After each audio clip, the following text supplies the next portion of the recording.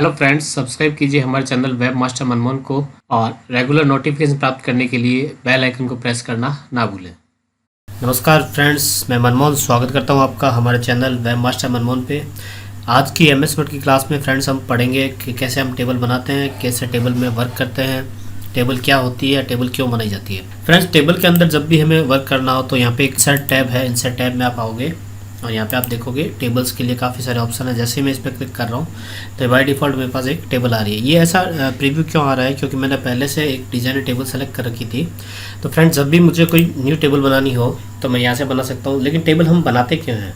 जब भी हमें कोई डेटा रो और कॉलम के फॉर्मेट में सेट करना हो तो हम उसे क्या करते हैं, टेबल के अंदर सेट करते हैं। टेबल में डेटा एक कलेक्टिव फॉर्मेट में रहता है और एक यूज़फुल इंफॉर्मेशन हमारे पास इजी सर्चिंग मोड पे अवेलेबल हो जाती है। हमें कुछ भी सर्च करना हो, जैसे किसी का नाम, किसी का एम्प्लॉय की डिटेल चेक करनी है, तो हम एक ही टेबल में उसकी सारी डिटेल चेक कर सकते हैं।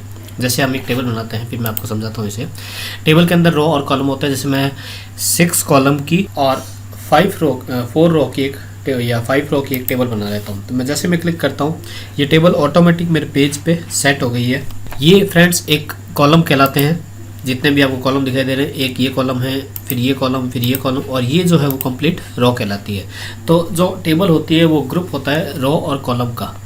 ठीक है, जैसे फर्स्ट कॉलम में मैं लिखता हूँ मेरे सीरियल नंबर, सेकंड में नेम ऑफ एम्प्लॉय, थर्ड में उस एम्प्लॉय की आईडी, फोर्थ में उसका डेजिग्नेशन, सिक्स्थ में उसके मोबाइल नंबर और नेक्स्ट उसका एड्रेस। ठीक है, तो ये 6 कॉलम मुझे मिल गए हैं। अब मैं इस टेबल के अंदर फर्स्ट सीरियल नंबर लिखता हूँ 1 नंबर, नाम लिखता हूँ उसका रवि कुमार, उसकी एम्प्लॉय आईडी लिखता हूँ 111522, डेजिग्नेशन लिखता हूँ उसका असिस्टेंट मैनेजर, मोबाइल नंबर उसके ऐसे ही मैं कुछ लिख रहा हूँ, ये एक्चुअली रियल नंबर नहीं है, address near railway station Jaipur. इसी तरीके से मैं एक और 2 नंबर में आ गया। तो जैसे मैं ये डेटा में कॉलम बाय कॉलम आगे जंप कर रहा हूँ, तो ये मैं टैब के थ्रू कर रहा हूँ फ्रेंड्स। जैसे जैसे मैं टैब प्रेस कर रहा हूँ वैसे वैसे मेरा ये जो कर्सर है वो आगे की ओर बढ़ता जा रहा है, जैसा कि आपको दिखाई दे रहा है। तो इस तरीके से मैं इन एंट्रीज को फिलअप कर सकता हूँ, चाहे जितनी एंट्रीज मेरे को करनी है। जैसे ही मैं लास्ट रो के लास्ट कॉलम में पहुँचूंगा तो ये यहाँ पे मेरी टेबल फिनिश हो रही है। लेकिन आपको और आगे रो चाहिए तो फ्रेंड्स कोई दिक्कत नहीं है, आप वापस से जैसे टैब प्रेस करेंगे आपके पास ऑटोमेटिकली एक और न्यू रो आ जाएगी। फिर आप नेक्स्ट चलते जाइए, फिर आप प्रेस कीजिए, न्यू रो आ गई आपके पास। लेकिन आपके पास ये एक्स्ट्रा आ गई रो, तो रो को आप सेलेक्ट कीजिए, यहाँ पे राइट क्लिक कीजिए और जस्ट डिलीट रो का आपके पास ऑप्शन है, इसको क्लिक कीजिएगा तो ये हट जाएगा। तो एक बार मैं ईजीनेस के लिए इसे कॉपी कर लेता हूँ और रो बाय रो इनको पेस्ट करता जाता हूँ। तो ये मैंने पेस्ट कर दिया। यहाँ 3 नंबर, 4 नंबर, 5 नंबर, तो ये मेरे पास डेटा आ गया। तो अब देखिए, अब मेरे पास टेबल अभी एक फॉर्मेट में नहीं है, मेरे को थोड़ा इसका फॉर्मेट ईजी करना है। तो मैं क्या करूँगा, यहाँ से जो मेरे टेबल के कॉलम है उनको कम या ज़्यादा कर सकता हूँ मूव करके। तो जैसे ही मैं इसको मूव करूँगा तो यहाँ से ये मूव हो गया। लेकिन देखिए टेबल की मेरी विड्थ यहाँ से कम हो गई। तो मैं एक बार वापस इसको अंडू करता हूँ Ctrl Z प्रेस करके। ठीक है, मुझे टेबल की विड्थ यही रखनी है, लेकिन इसे कम नहीं करना है। ठीक है, तो मेरे केवल इनर लाइन को ही बढ़ाना है। तो मैं यहाँ से इस लाइन को इस तरीके से सेलेक्ट करके यहाँ पे ला सकता हूँ। तो ये देखिए मेरा ये कॉलम भी बड़ा हो गया और मेरी टेबल की विड्थ भी एज इट इज़ मेंटेन है। मेरे को एम्प्लॉय आईडी कम करना है, मैंने एम्प्लॉय आईडी कम कर दी। ठीक है, और कम करना है, और कम करते तो मैं मोबाइल नंबर कम कर सकता हूँ और एड्रेस को मैं थोड़ा और बढ़ा सकता हूँ। मेरे को लास्ट कॉलम बड़ा करना हो तो मैं लास्ट कॉलम बड़ा कर सकता हूँ, या मेरे को एम्प्लॉय का नाम थोड़ा छोटा करना है, छोटा कर लो, वापस से लास्ट कॉलम को बड़ा कर सकते हैं। तो जैसे आपकी रिक्वायरमेंट हो उस अकॉर्डिंग आप इसको चेंज कर सकते हैं। ठीक है, तो ये तो आपने एक जनरल टेबल बनाई। अब टेबल के अंदर और क्या क्या ऑप्शन है, तो इंसर्ट में गए, हम टेबल के अंदर गए, तो यहाँ पे ये टेबल बनाने के लिए ऑप्शन थे, ये आपने देख लिया। इसी तरीके एक और ऑप्शन है इंसर्ट टेबल। तो मैं क्या करता हूँ, आपको यदि इस तरीके से टेबल नहीं बनानी है तो एक और कॉलम यहाँ पे भी अच्छा एक तरीका दे रखा है इसने। आपको कितने कॉलम लेने हैं उस पर क्लिक कर दीजिए। जैसे मुझे कॉलम चाहिए 8 कॉलम चाहिए इस बार, या मेरे को 4 कॉलम ही चाहिए। ठीक है, मेरे को नंबर ऑफ रो चाहिए इसकी इस बार 7। तो मैंने ओके किया तो ये देखिए 1 2 3 4 कॉलम बन गए और 7 रोज बन गई, 1 2 3 4 5 6 7। तो इस तरीके से भी आप अपने टेबल को बना सकते हैं। वापस इंसर्ट में चलते हैं, ठीक है। यहाँ पे आगे एक और तरीका है हमारे पास टेबल बनाने का, ये रहा। आप इसको क्लिक कीजिए तो आपके पास में एक पेंसिल आ जाएगी, ठीक है। इस पेंसिल से आप अपनी लाइंस ड्रॉ कीजिए। जैसे मैंने लाइन ड्रॉ कर ली, एक बॉक्स बना लिया, ठीक है। इस बॉक्स को मैंने ड्रॉ किया तो यहाँ पे आ गया। अब मेरे को एक और लाइन बनानी, इसमें रो बनानी, एक रो बना दी, एक रो और बना दी, एक रो और बना दी। तो इस तरीके से रो बना सकता हूँ मैं। कॉलम्स बनाने हैं मुझे तो मैंने ये कॉलम बना दिए जिस जिस साइड पे भी मेरे को देना है। तो इस तरीके से भी मैं अपनी टेबल को ड्रॉ कर सकता हूँ। फ्रेंड्स, आपको जो इजी लगे आप उसको अडॉप्ट कीजिए ऑप्शन को। मुझे सबसे इजी ऑप्शन ये लगता है कि मैं यहाँ पे इंसर्ट में जाऊँ, टेबल में जाऊँ, डायरेक्ट यहाँ से जितनी मेरे को रो कॉलम चाहिए मैं उसको बना लूँ। ये सबसे इजी ऑप्शन मुझे लगता है और आप भी इसे फॉलो कीजिए, काफ़ी इजी ऑप्शन है ये, ठीक है। इसी तरीके से आपको डायरेक्ट एक्सेल की स्प्रेडशीट चाहिए हो, जिसमें एंटर करता हूँ, डायरेक्ट आपको एक्सेल की स्प्रेडशीट चाहिए हो तो यहीं पे ओपन हो जाएगी। आप जैसे क्लिक करोगे तो ये देखिए एक्सेल की स्प्रेडशीट आ गई। आप डायरेक्ट जैसे इसमें कोई भी डेटा एंट्री करना चाहें, ठीक है। जैसे सीरियल नंबर मैंने यहाँ पे एंटर कर दिया, ठीक है। यहाँ पे मैंने नेम एंटर कर दिया और जैसे मैं बाहर क्लिक करूँगा तो ये एक्सेल की टेबल हट जाएगी, लेकिन ये डेटा इस तरीके से आ जाएंगे। लेकिन ये एक्सेल में करें तो ज़्यादा अच्छा लगता है, उसके लिए एक्सेल बना हुआ है, ठीक है। एक ऑप्शन है MS वर्ड में इसे यूज़ करने का, तो अब इसे हम यूज़ भी कर सकते हैं और इसको डिलीट करना चाहें तो आप डिलीट कर दीजिए। इसी तरीके से हम क्विक टेबल्स में चलते हैं। तो इस तरह की पहले से बिल्ट इन टेबल्स हैं, पहले से कुछ टेबल्स MS वर्ड ने आपको बना के दी हुई हैं। आप डायरेक्ट इन टेबल्स के फॉर्मेट को यूज़ कर सकते हैं, आपको जो भी टेबल अच्छी लगे, ठीक है। जैसे आपको कोई टेबुलर लिस्ट की, ठीक है, या इस तरह की टेबल चाहिए, ठीक है, आपको इस तरीके से मंथ्स की कोई टेबल चाहिए तो आपने ये टेबल ली, डायरेक्ट टेबल आ गई आपके पास। अब आप इसमें अपने अकॉर्डिंग इसको सेट कर सकते हैं। तो इस तरीके से भी आपको टेबल आ सकती है आपके पास। एक और काफ़ी अच्छा ऑप्शन है, ठीक है, ये जो मैंने आपको बताया। तो ये थे ये टेबल से रिलेटेड कुछ ऑप्शन। अब हम चलते हैं नेक्स्ट ऑप्शन में, ठीक है, जो है तो इसी से रिलेटेड लेकिन बहुत काम का है। जैसे मुझे ये 2 कॉलम को मर्ज करके एक करना है, ठीक है।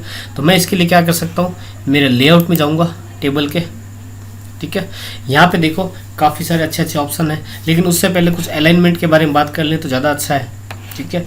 तो हम चलते हैं वापस से इंसर्ट में ही, पहले इस टेबल में चलते हैं। तो यहाँ पे हम अलाइनमेंट सेट कर सकते हैं। जैसे इसका अलाइनमेंट मुझे सेंटर चाहिए, क्योंकि हमें टेबल की डिजाइनिंग भी सेट करनी पड़ेगी मैनुअली। तो मैनुअली मैं बता देता हूँ, आप यहाँ पे जाइए, इसका अलाइनमेंट सेंटर कर दीजिए तो ये सेंटर हो जाएगा, ठीक है।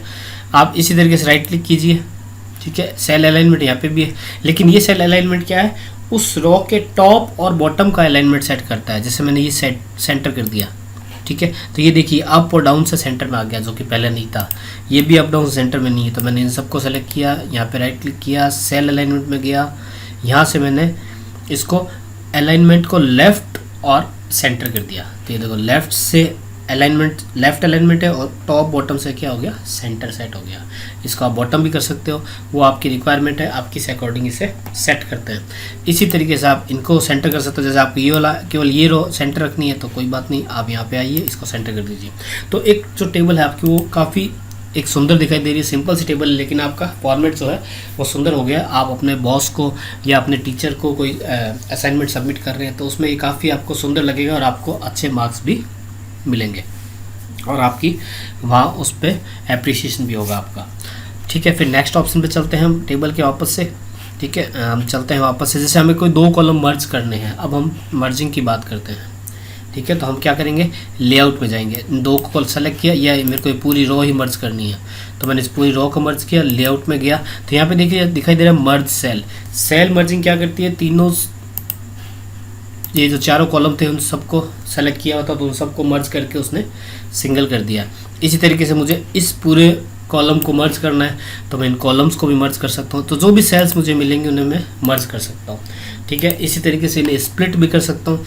स्प्लिट सेल क्या करती है, जो पहले से मर्ज है या जो पहले से कोई सेल है उनको स्प्लिट करके 2 या 2 से ज़्यादा भागों में डिवाइड कर देगी। अब आपको कॉलम चाहिए या रो चाहिए, ठीक है, ये आपको डिसाइड करना है। जैसे आपको यहाँ पे कॉलम चाहिए थे 2, ठीक है, या आप रोल लेना चाहे तो रोल लीजिए।